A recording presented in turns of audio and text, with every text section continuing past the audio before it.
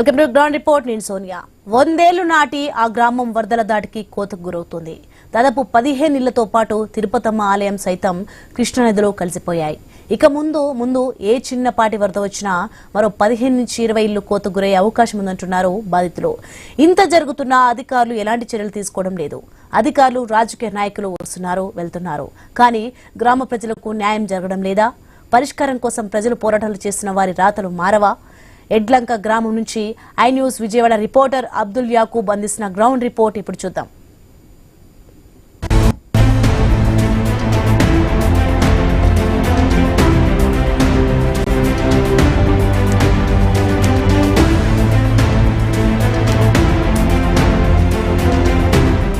కృష్ణా జిల్లా అవినిగడ్డ నియోజకవర్గంలోని పాత ఎడ్లలంక కనుమరుగయ్యే పరిస్థితిలో ఉందా?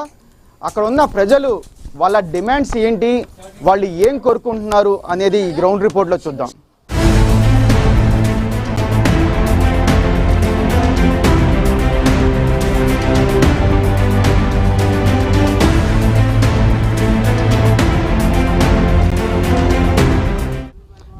ప్రస్తుతం మనం కృష్ణా జిల్లా అవినిగడ్డ నియోజకవర్గం పాత ఎడ్లలంక గ్రామంలో ఉన్నాము. ఇక్కడ కోతకు గురయ్యి ఒక గ్రామం మొత్తం సుమారుగా ఇప్పటికే 20 ఇళ్ళు కోతకు గురయ్యాయి. అది కూడా కృష్ణా నదిలో కలిసిపోయిన సందర్భం అయితే మనం విజువల్లో కూడా చూపించే ప్రయత్నం చేద్దాము. గత 4-5 ఏళ్ల నుండి వరదలు ఎక్కువగా రావటం, ఆ ప్రభావంతో ఇక్కడ కోతకు గురయ్యి సుమారుగా మనం చూపించే స్టెప్ మనం విజువల్లో చూపించే ప్రయత్నం చేద్దాం. అది రోడ్డు. అదేవిధంగా మనం రైట్ సైడ్ అటు వెళ్తే ఒక చెట్టు కనిపిస్తుంది. ఆ చెట్టు బయట నుండి అక్కడ వరకు గత 4 ఏళ్ల వరకు అక్కడ వరకు ఈ ప్రవాహం అటు పక్కనే ఉండేది. చెట్టు దగ్గర నుండి ఇటు వరకు మొత్తం ఇళ్ళే ఉండేవి. మధ్యలో కూడా మరో రోడ్డు కూడా ఉండేది అని కూడా గ్రామస్తులు చెప్తున్నారు. అయితే మనం పూర్తిగా ఇప్పటికే సుమారుగా 20 ఇళ్ళు పైచులకు ఈ నదిలో కలిసిపోయాయి అని కూడా చెప్పుకోవచ్చు. ఆస్తి నష్టం భారీగా జరిగింది. అదేవిధంగా కోతకు గురవుతున్న ప్రభుత్వ యంత్రాంగం ఇప్పటి వరకు పట్టించుకోవట్లేదు అనేది ఇక్కడ ఉన్న ప్రజలు వాపోతున్నారు. అయితే పెద్ద ఎత్తున వరదలు రావటం, ప్రతి సంవత్సరం 1 నుండి 3 సార్లు వరకు రావటం, సుమారుగా 8 లక్షల క్యూసెట్ల వరకు వరద నీరు రావడంతో ఈ కోతకు గురవుతున్నట్టుగా ఇప్పటికే చెప్తున్న పరిస్థితి. ఈ పరిస్థితుల్లో గ్రామస్తులు ఒకటే ఆందోళన చేస్తున్నారు. గతంలో కూడా వాళ్ళు రోడ్డెక్కిన పరిస్థితి కూడా ఉంది. ఇప్పటికే అధికారుల దగ్గరికి వెళ్ళారు, అందరితోనూ మొరపెట్టుకున్న పరిస్థితులు ఉన్నా కానీ ఇక్కడ మటుకి ఎటువంటి చర్యలు చేపట్టని పరిస్థితి అయితే ఇక్కడ కనిపిస్తుందని కూడా చెప్పుకోవచ్చు. గ్రామంలో ఉన్న చాలా వరకు ఇక్కడ కొంతమంది వచ్చారు. ఇక్కడ వాళ్ళు అసలు ఎప్పటి నుండి ఈ పరిస్థితి ఉంది, ఎన్ని సంవత్సరాల నుంచి వీళ్ళు ఇక్కడ ఉంటున్నారు, ఈ లంక ప్రాంతంలో వాళ్ళు ఏ విధంగా ఇస్తారు? ఎందుకంటే ఈ చుట్టుపక్కల ఇదంతా ఒక కృష్ణా నదికి ఒడ్డున ఉండటం, అదేవిధంగా కోతకు గురవటం లంక ప్రాంతం కాబట్టి ఖచ్చితంగా పెద్ద ఎత్తున సుమారుగా మనం చూసుకుంటే సుమారుగా 4-5 ఏళ్ల నుండి భారీగా వర్షాలు పడుతున్నాయి. ప్రతి సంవత్సరం 2-3 సార్లు మటుకి భారీగా 8 లక్షల క్యూసెట్ల వరకు 5 నుండి 8 లక్షల క్యూసెట్ల వరకు వరద నీళ్ళు రావడంతో మరో పక్కన ఇసుక విపరీతంగా తోడటంతో దాన్ని వాటర్ లెవెల్స్ అంటే పెరగటం, అదేవిధంగా దాన్ని రూట్ మార్చుకొని ఇళ్ల మీదకి ఈ వరద నీరు రావడంతో ఈ కోతకు గురైన సందర్భం అయితే అని కూడా ఇప్పుడైతే ప్రజలైతే చెప్తున్న పరిస్థితి. ఈ పరిస్థితుల్లో వాళ్ళు ఎటువంటి ఇబ్బందులు పడుతున్నారు, అసలు ఎంతవరకు ఇక్కడ ఇళ్ళు ఉన్నాయి అనేది కూడా వాళ్ళతో తెలుసుకునే ప్రయత్నం చేద్దాం. దాంతోపాటు సుమారుగా ఈ గ్రామంలో ఎంతమంది ప్రజలు ఉన్నారు, ఎంతమంది ఓటింగ్ ఉంది, వీళ్ళు గత ఎన్ని ఏళ్ల నుండి ఇదే లంకలో ఉంటున్నారు అనేది కూడా పూర్తిగా వాళ్ళతో మాట్లాడి తెలుసుకునే ప్రయత్నం అయితే చేద్దాం.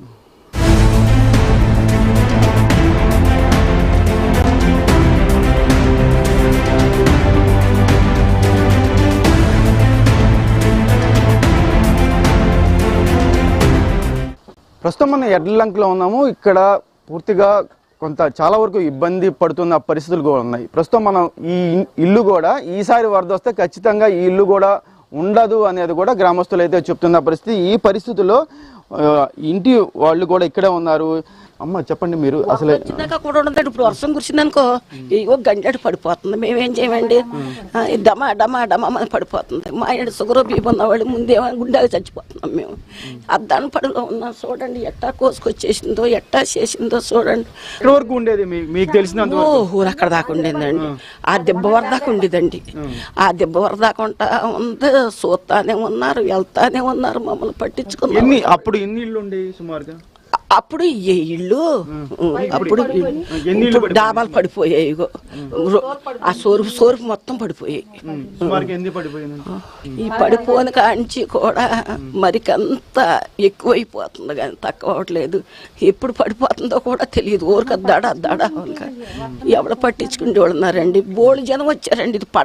ఇది వంతి పడక ముందు కూడా బోర్డు జనం వచ్చారు. మీకు అవి కడతాం ఇవి కడతాం, అవి చేస్తాం ఇవి చేస్తాం అన్నారు. అప్పుడు కూడా కూతంత మాకు ఎక్కడ నా సోటు అమర్చండి, మమ్మల్ని తీసుకెళ్ళి కూతామినిగడ్డలో ఇయ్యండి అనే దాపర్లు పెట్టాం. కానీ ఎవడో మమ్మల్ని పట్టించుకున్నా వాళ్ళు.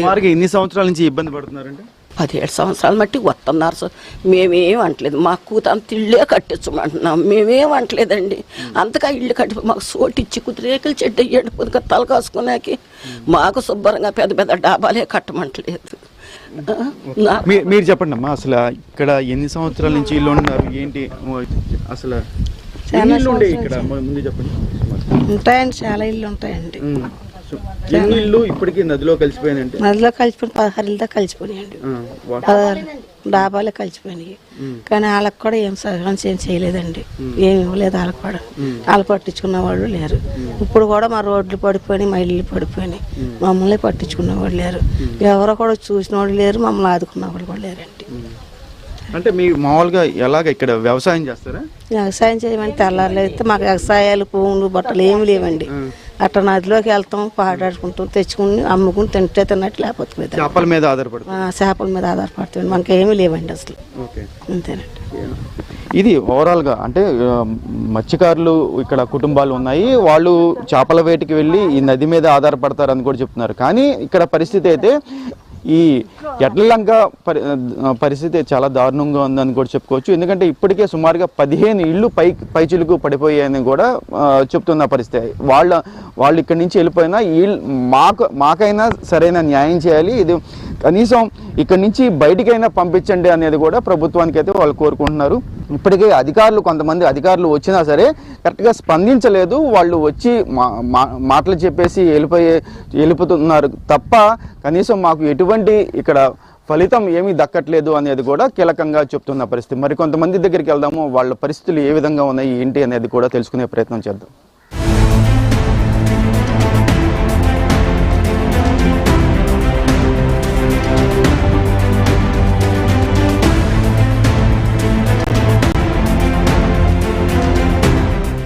ఎడ్లలంక ప్రాంతంలో పూర్తిగా సుమారుగా 15 నుండి 20 ఇళ్ళు ఇప్పటికే నదిలో కలిసిపోవడం, ఇంకా ఏదైనా వరదలు కానీ ఏదైనా చిన్నపాటి వర్షం వచ్చినా సుమారుగా మరో 10 ఇళ్ల వరకు పడిపోయే పరిస్థితులు అయితే ఇక్కడ ఉన్నాయి.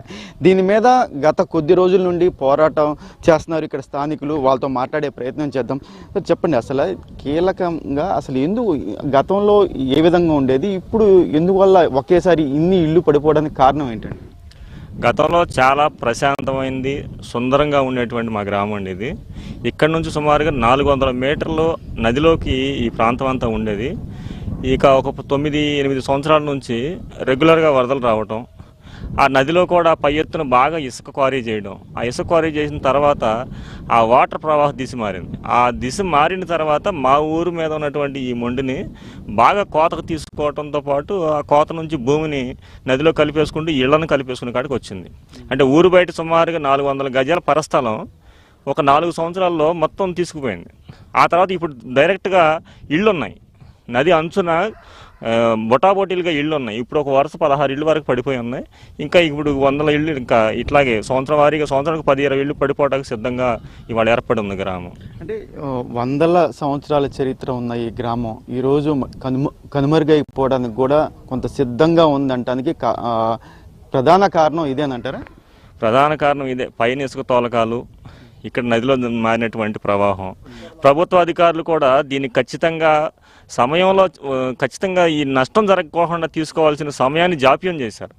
మేము గత 9-10 సంవత్సరాలుగా ఈ యొక్క ప్రమాదాన్ని స్థానికులుగా ఉండి మేము ఇంజనీర్లలాగా ఈ ప్రమాదాన్ని అంచనా వేసి చెబితే పట్టించుకోవాల్సిన అధికారులు కానీ రాజకీయ ప్రతినిధులు కానీ ఎవరో కూడా పట్టించుకోవడం మా మీద సీతకన్ను వేయటం వల్ల ఇంత భారీ స్థాయిలో గ్రామం కోతకు గురయ్యి భారీ స్థాయిలో నష్టానికి గురి కాబడ్డాం. సుమారుగా 16-17 కుటుంబాలు దిక్కు లేకుండా నెత్తి మీద గూడు లేకోకుండా చెట్టు పుట్ట చాటున లేదా పాడుపట్టు ఇళ్లలో ఇవాళ నివాసం ఉంటూ తలదాచుకుంటూ ఉన్నారు. అంటే కీలకంగా ఈ సమస్యని ఇప్పటికే కలెక్టర్ దృష్టికి కానీ ఇక్కడ స్థానిక ఎమ్మెల్యే దృష్టికి కానీ తీసుకెళ్తే ఏం చెప్పారు సమాధానం? ఈ కలెక్టర్ గారు కూడా చాలా బాగా స్పందించారండి. ఇప్పుడున్న కలెక్టర్ గారు ఆయన వెంటనే డిజాస్టర్ మేనేజ్మెంట్కి, R&B వాళ్ళకి, ఇంకా రెవెన్యూ వాళ్ళని, RDO గారిని, జాయింట్ కలెక్టర్ గారిని కూడా పంపించారు. ఇక్కడ పరిస్థితులన్నీ కూడా చాలా క్షుణ్ణంగా వాళ్ళు పరిశీలించారు. డ్రోన్ విజువల్స్ తీసుకున్నారు. ఈ ప్రవాహానికి కారణాలు కూడా అంచనా వేశారు. ఇక్కడ ఏం చేస్తే ఈ ఊరు కోతకు గురి కాకుండా ఉంటుందో కూడా వాళ్ళు ఒక ప్రణాళిక తీసుకున్నారు. కానీ వరద మీద ఏమీ చేయలేం కదా, వరద తగ్గాక ఏదైనా చేస్తామని మాత్రం కలెక్టర్ గారి దగ్గర నుంచి ఆదేశాలు వచ్చినాయి. అది ఎప్పుడు చేస్తారో తెలియదు. కానీ ఎందుకంటే మాకు నమ్మకం కోల్పోయి ఉన్నాం. ఎందుకంటే 400 మీటర్ల అవతల ఉన్నటువంటి భూమి ఇళ్ల మీదకి వచ్చే వరకు కూడా ప్రభుత్వం చర్యలు తీసుకోకపోవడం వల్ల ఇవాళ ఇక వరద వచ్చిందంటే పూటకు కిలిపడిపోయే పరిస్థితుల్లో ప్రమాదాలు ఉన్నాం. కాబట్టి ప్రభుత్వం చాలా త్వరగా స్పందించి ఇక్కడ రక్షణ చర్యలు చేపడితే తప్ప మేము ఇక్కడ బతికి బట్టకట్టే పరిస్థితులు లేవని చెప్పి తెలియజేస్తాం. అంటే మీరు చెప్తున్నట్టుగా ఇక్కడ ఒక దేవాలయం కూడా ఉంది, దేవాలయం కూడా నీళ్ళల్లో కలిసిపోయిందని కూడా మీరు చెప్తున్న పరిస్థితి. కనీసం దేవాలయం కూడా పడిపోయిన సమయంలో అధికారులు కానీ ఇక్కడ స్థానిక ఎమ్మెల్యే కానీ ఇక్కడికి వచ్చి చూసిన పాపం ఉందా? లేదండి. మామూలుగా ఎలక్షన్లకు ముందైతే 7-8 లక్షల వరద నీరు ఎప్పుడు నదిలో ఉంటుందో అప్పుడు పడవ మీద సాహసోపేతంగా వచ్చి ఇక్కడ దిగి ఇదంతా పరిశీలించి గత ప్రభుత్వాన్ని తిట్టిన ఎమ్మెల్యే గారు కూడా ఈ 2 సంవత్సరాలుగా వచ్చిన వరదల్లో మా ఊరు ముఖం చూడలేదండి. చూడకపోగా ఇప్పుడు ఈ 2 దేవాలయాలు కాదు, 100 సంవత్సరాల క్రితం ఉన్నటువంటి మహాశివరాత్రి జరిగేటువంటి బాలకోటేశ్వర స్వామి ఆలయం ఉంది. దానికి 20 మీటర్ల దూరంలో ఉంది ఇవాళ. అది కూడా ఇంకొక 2-3 వరదలు వస్తే అది పోద్ది. అది పోవటం కాదు, ఇక్కడ ఒక్క పెట్టిన 60 ఇళ్ళు పడిపోతాయి. ఒక్క పెట్టిన ఈ పల్లికారు మత్స్యకార గ్రామం 60 ఇళ్ళు ఒక్క పెట్టుగా పడిపోయే ప్రమాదం ఉంది. వెంటనే అక్కడ ఉన్నటువంటి మాదికపల్లి మీద, మాలపల్లి మీద కూడా వెళ్ళిపోద్ది.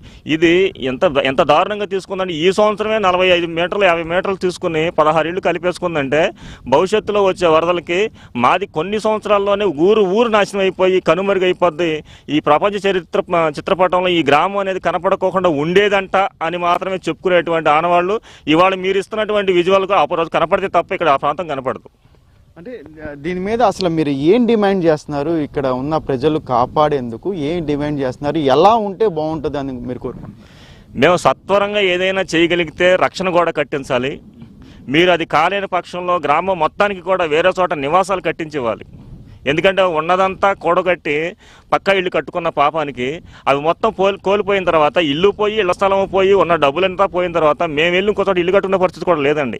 మేము అడిగేది ఏంటంటే ఇస్తే ఊరందరికీ ఇంకో చోట ఇళ్ల స్థలాలు ఇవ్వండి, లేదంటారా యుద్ధ ప్రాతిపదికన ఇక్కడ రివిట్మెంట్ వాళ్ళు కట్టాలి, అక్కడ బ్రిడ్జ్ కట్టాలి, గ్రామాన్ని రక్షించాలని మాత్రం మేము ప్రత్యేకంగా డిమాండ్ చేస్తూ ఉన్నాం సార్. థ్యాంక్ యూ అండి. ఫస్ట్ ఆఫ్ ఆల్ వాళ్ళ డిమాండ్ రివిటింగ్ వాల్ కట్టాలి, అదేవిధంగా ఇక్కడ ఒక బ్రిడ్జ్ ఏర్పాటు చేయాలనేది వాళ్ళ ప్రధాన డిమాండ్గా అయితే ఉంది. ఇప్పటికే 50 మీటర్ల పైచీలకు ఇప్పటికే కోతకు గురైన పరిస్థితి.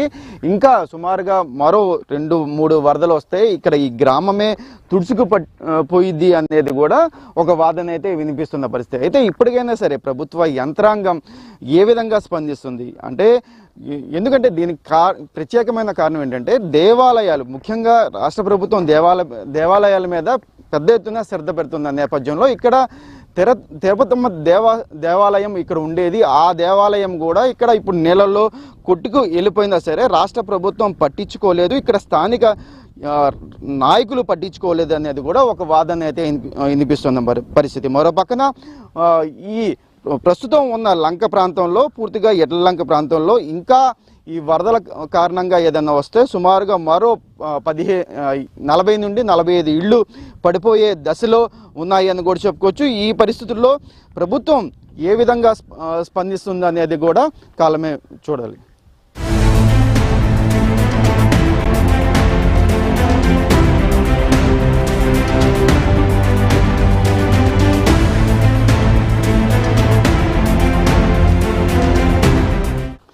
ప్రస్తుతం మనం తిరుపతమ్మ దేవాలయం అంటే ఈ నదీ ప్రవాహానికి భారీ వరదల కారణంగా తిరుపతమ్మ దేవాలయం మనం విజువల్లో కూడా చూపించే ప్రయత్నం చేద్దాం. ఈ దిబ్బలాగా మట్టి దిబ్బలాగా కనిపించేది అదంతా తిరుపతమ్మ దేవాలయం.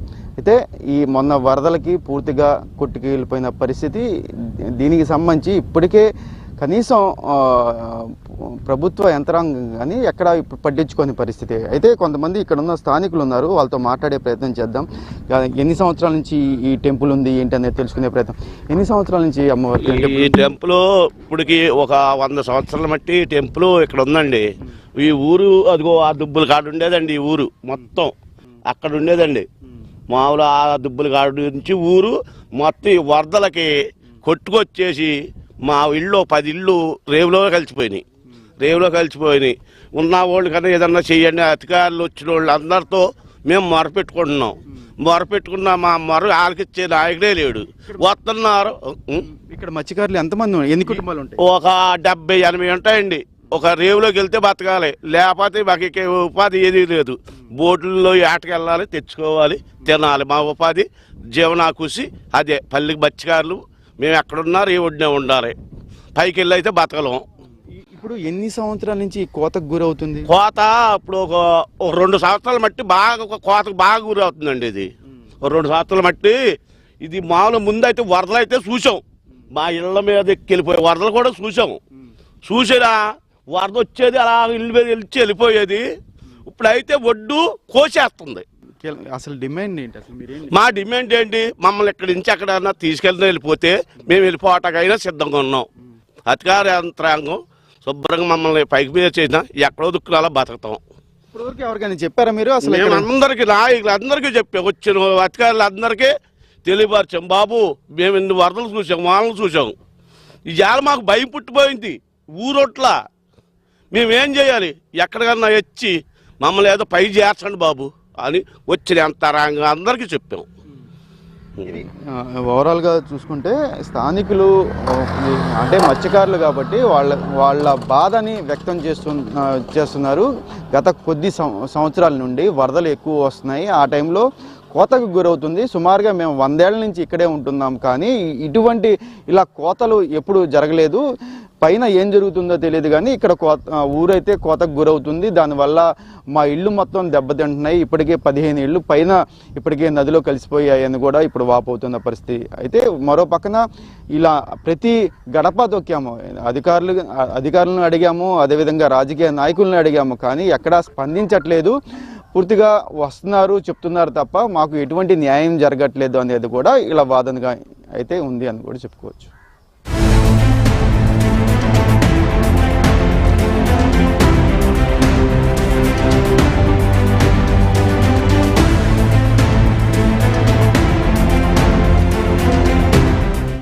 కోతకు గురైన ఇంటి దగ్గర ఉన్నాము. ఇప్పుడు మరో వరద ఏదైనా వస్తే ఖచ్చితంగా ఈ కోతకు గురయ్యి పూర్తిగా ఇల్లు కూడా పడిపోవడానికి సిద్ధంగా ఉంది. ఇప్పటికే వీళ్ళు పునరావాసానికి బయట వేరే ఇంటి దగ్గర తలదాచుకున్న పరిస్థితి అయితే ఉంది. ఇప్పటికే దీనికి సంబంధించిన తలుపులు కానీ అదేవిధంగా మొత్తం కొంతవరకు తీసేసిన పరిస్థితి. ఆవిడ ఉన్నారు మహిళ, ఆవిడతో మాట్లాడే ప్రయత్నం చేద్దాం. అమ్మ చెప్పండి, అసలు వరద వస్తే చాలు భయమేనండి మాకు. ఇలాగే కోసుకెళ్ళిపోతున్న వరద వచ్చినప్పుడు అల్లానే మేము వచ్చిన అధికారులకు అందరికీ చెప్తున్నాం మా పరిస్థితి ఇదండి అని. ఇప్పుడు మీ ఇల్లు కూడా ఇంకో వరద వస్తే ఖచ్చితంగా పడిపోయే దశలో ఉంది. ఏం చెప్పలేదండి. జాయింట్ కలెక్టర్ గారు వస్తే మాకు ఇళ్ల చోట్లు ఇవ్వండి అని అడిగితే ఇప్పుడు ఇళ్ల చోట్లు ఇస్తాక జగన్ ఇచ్చిన కాలనీ ఉంది కదా అక్కడ కట్టుకోండి అన్నారు. మేము కట్టుకోలేమండి అంటే రేకుల చెట్టు కట్టి పెడతామమ్మా అన్నారు. మేము అక్కడ కాదండి అవనిగడ్డలో కట్ట అవతల ఇవ్వండి, మాకు ఇళ్ల చోటు ఇచ్చి ఇల్లు కట్టుబడి మాకు అంతకన్నా ఇది లేదండి అని అన్నాం. సుమారుగా ఇలా మీలాగా సమస్య పడేవాళ్ళు ఎంతమంది ఉంటారు? ఉన్నారండి, చాలా 10 మంది పైనే ఉన్నారు. కొంతమంది ఇల్లు లేని వాళ్ళు పంచాయతీ బిల్డింగ్ లో ఉన్న వాళ్ళు ఉన్నారు, మళ్ళీ గాలి బిల్డింగ్ లో కట్టారు తుఫానుకని, దాంట్లో కొంతమంది ఉన్నారు. ఇప్పుడు కూడా ఇదండి మా పరిస్థితులు. ఇప్పుడు మీరు ఇక్కడ నుంచి బయటికి వెళ్ళిపోవడానికి రెడీగానే ఉన్నామండి. మేము ఎప్పటి నుంచో వచ్చిన అధికారులకు అందరికీ చెప్తున్నామండి. మా బాధను ఏమీ కనుకరిస్తలేదండి. దేని మీద ఆధారపడతారు?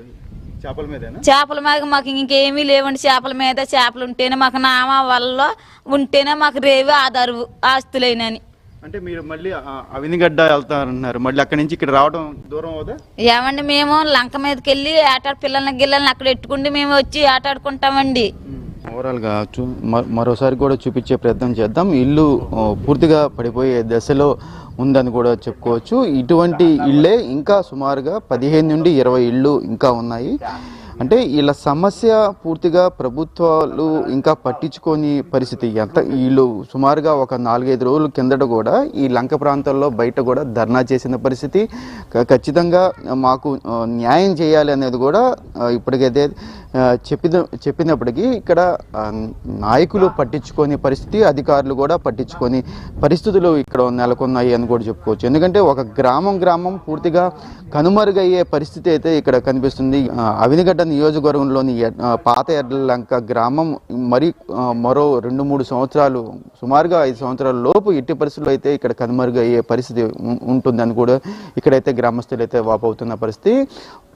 ఇక్కడ చూసుకుంటే, ప్రత్యేకంగా చూసుకుంటే ఎక్కడ చూసినా సరే హెవీగా వాటర్ ఫ్లో వచ్చి పూర్తిగా ఎక్కడ కట్టలు తెగిపోయిన పరిస్థితి. దీనికి ఇప్పటికైనా సరే ఖచ్చితంగా ప్రభుత్వ యంత్రాంగం యుద్ధ ప్రాతిపదిక మీద వీళ్ళకి ఇక్కడ సరైన న్యాయం చేరకపోతే రాబోయే రోజుల్లో ఈ ఊరు కనుమరుగైపోయే అవకాశం అయితే ఖచ్చితంగా ఉంది అని కూడా చెప్పుకోవచ్చు. ఈ పరిస్థితుల్లో ఎటువంటి యాక్షన్ తీసుకుంటారు, స్థానిక ఎమ్మెల్యేతో పాటు అధికారులు ఏ విధంగా చర్యలు చేపడతారు అనేది కూడా చూడాలి.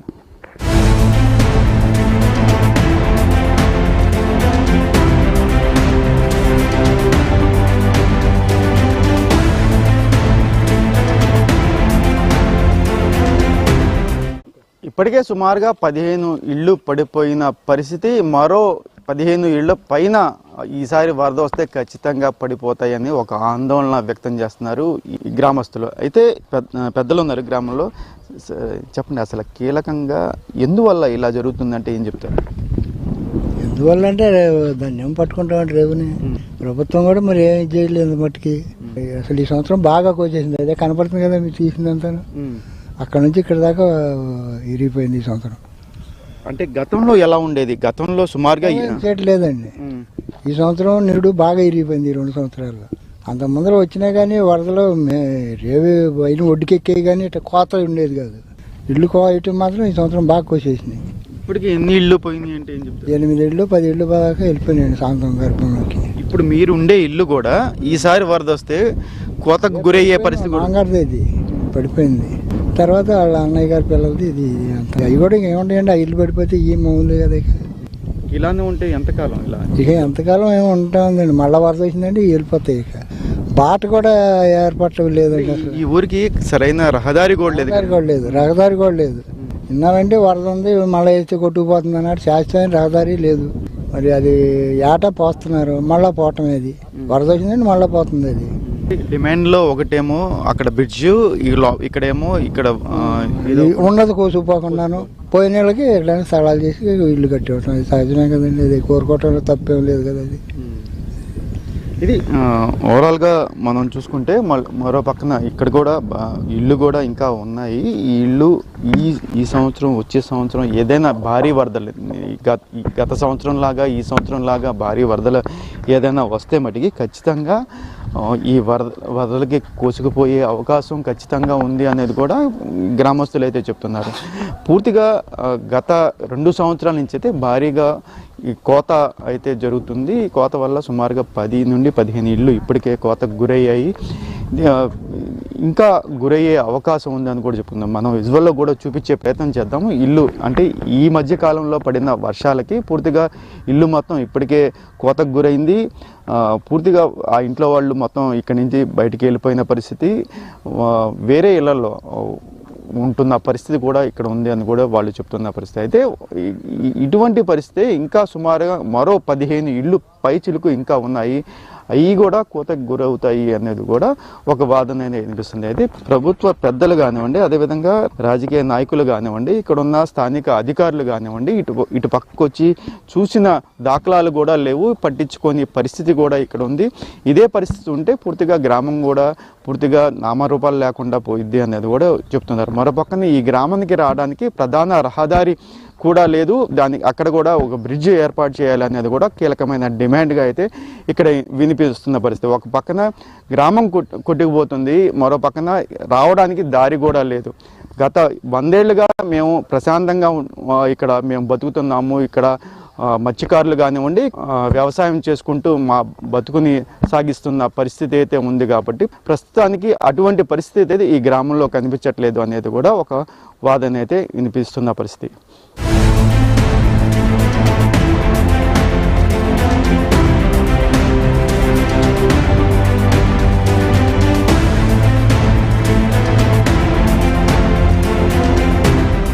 ఇప్పటివరకు మనం చూసాము ఎడ్లంక సంబంధించి కోతకు గురైన గ్రామం పూర్తిగా ఇప్పటికే ఇబ్బంది పడుతున్న పరిస్థితి. అయితే వీళ్ళకి రహదారి లేక సుమారుగా ఇప్పటికే 10 నుండి 15 ఏళ్ల కిందట బ్రిడ్జి కూడా పడిపోయిన విజువల్స్ కూడా మనం చూపించే ప్రయత్నం చేస్తున్నాము. 15 ఏళ్ల కిందట ఈ బ్రిడ్జ్ కూలిపోవడం, ఆ తర్వాత వీళ్ళు బోట్ల మీద అంటే బోటు నుండి ఆ ఒడ్డు నుండి ఈ ఒడ్డుకి రావాలంటే ఖచ్చితంగా బోటు మీద రావాల్సిందే. ఇదే పరిస్థితి గత 15 సంవత్సరాలుగా ఉంది. ఒక పక్కన కోతకి గురవుతుంది గ్రామం, మరో పక్కన గ్రామంలో రావడానికి రహదారి లేదు. కీలకమైన సమస్యలు ఈ రెండు వీళ్ళకి కీలకమైన సమస్యలు అని ఇప్పటికైతే ఇక్కడ ఉన్న ప్రజలైతే చెప్తున్న పరిస్థితి. పూర్తిగా 15 ఏళ్ళ నుంచి రహదారి లేక చాలా వరకు ఇబ్బందులు పడిన పరిస్థితి ఉంది. మహిళలు అయితే కొంతమంది జారి పడిపోయిన పరిస్థితులు కూడా ఉన్నాయి అని కూడా చెప్తున్నారు. కొంతమంది ప్రాణాలు కూడా కోల్పోయారు గతంలో. ఇటువంటి పరిస్థితుల్లో ఇక్కడ బ్రిడ్జి ఏర్పాటు ఖచ్చితంగా ఇక్కడ చేయాలనేదే కీలకమైన డిమాండ్ అయితే వినిపిస్తుంది. బ్రిడ్జి లేక చాలా వరకు ఇబ్బందులు పడుతున్నారు.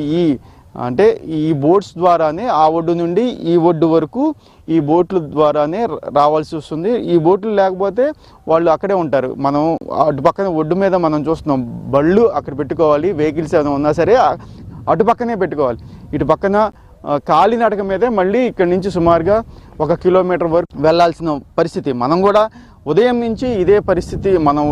మన వెహికల్ అక్కడ పెట్టిన తర్వాత బోట్లో నుంచి మనం బయలుదేరి లోపలికి నడుచుకుంటూ వెళ్ళాము. సుమారుగా కిలోమీటర్ మేర లోపలికి నడుచుకుంటూ వెళ్ళిన పరిస్థితి కూడా ఇక్కడ ఉంది. ఇదే ఇప్పుడు కీలకమైన ఒక డిమాండ్లు ఈ గ్రామానికి పూర్తిగా ఇక్కడ బ్రిడ్జ్ ఏర్పాటు చేయాలనేది కూడా వీళ్ళ కీలకమైన ఒక డిమాండ్గా అయితే వినిపిస్తున్న పరిస్థితి. మరో పక్కన గ్రామంలోకి వెళ్తే మరొక సమస్య, వాళ్ళు కోతలకు గురయ్యి ఇప్పటికే 10 ఇళ్ళు 15 ఇళ్ళు పైన ఇప్పటికే పోయాయి. మరో 15 ఇళ్ళు కూడా పోయే అవకాశం ఉంది. కాబట్టి వీళ్ళకి శాశ్వత పరిష్కారం ఏర్పాటు చేయాలి. కొంతమంది అయితే మేము ఈ గ్రామంలో ఉన్నాం, మాకు అవినిగడ్డలో మాకు ఇల్లు ఏర్పాటు చేయండి అనేది కూడా వాళ్ళు డిమాండ్ అయితే చేస్తున్నారు. మేము ఇక్కడ చేపల వేట సాగిస్తూ ఉంటాము, దీని మీద ఆధారపడతాము, అయినప్పటికీ మేము ఇక్కడ ఉండలేని పరిస్థితి అయితే వాళ్ళైతే చెప్తున్నారు. ఏదేమటికి ప్రభుత్వ యంత్రాంగం ఏ విధంగా స్పందిస్తుంది అనేది కూడా చూడాలి.